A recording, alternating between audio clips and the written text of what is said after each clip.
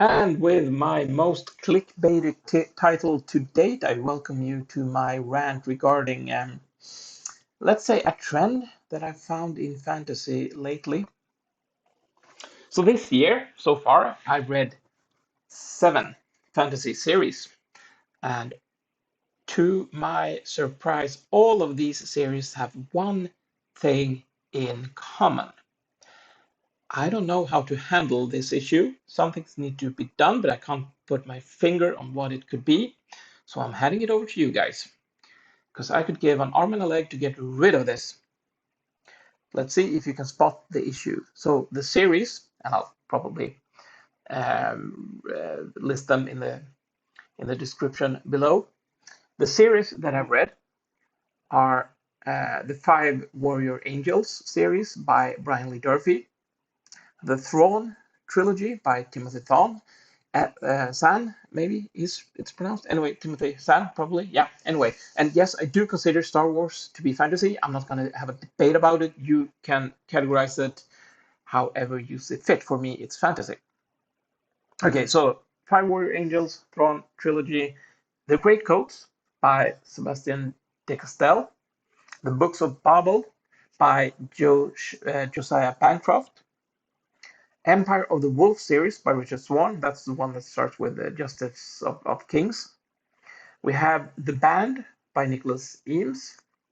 And finally, The Drowning Empire by Andrea Stewart. That's the Bone Shard series. Now, if you've read all of them or a few of them, why don't you pause this video, have a look in the description where I list these titles, and try to figure out what is the common denominator here.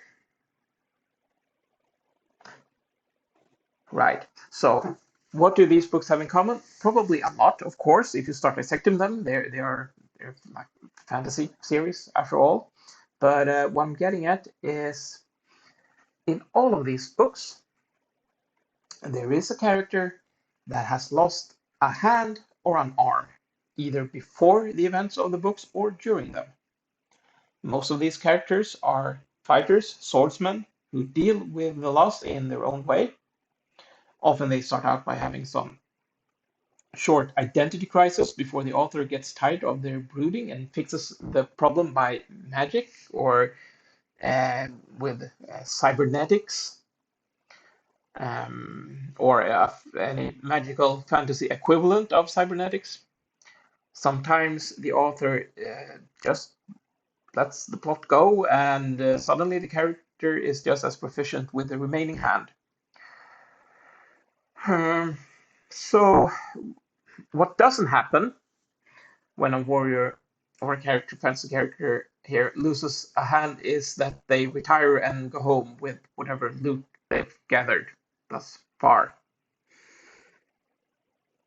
That doesn't happen. Yeah. So anyway, okay. So, and to be fair, I want to be a bit lenient when it comes to the Thrawn trilogy, because Luke Skywalker is kind of the OG hand loser, right? And in the case of the Drowning Empire, the handless character is fairly minor. And she had lost her hand a few years before she shows up in the series. It never became a major plot point, but still, there is a character with only one hand.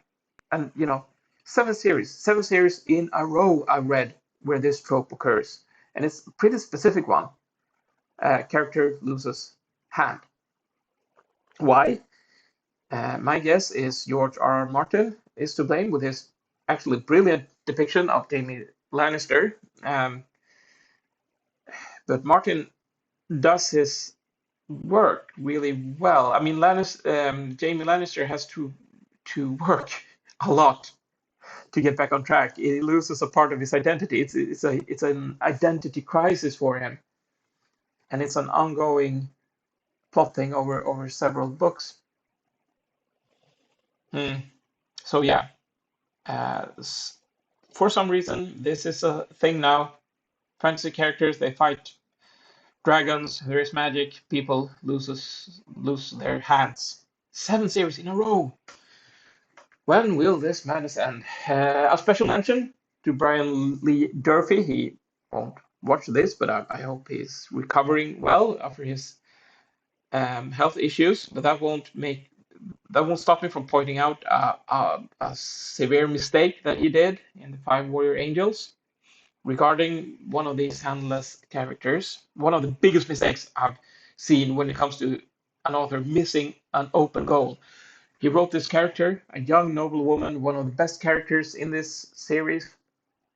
She didn't lose her arm in a battle, but it got amputated due to illness and infection. She ended up with some sort of magical prosthetic made of metal. And if Durfee had only had the presence of mind to put her on the throne in the end, he could have ended the series with, and for the rest of her days, she ruled the Empire with an iron fist. That's it for now. See you in the next one.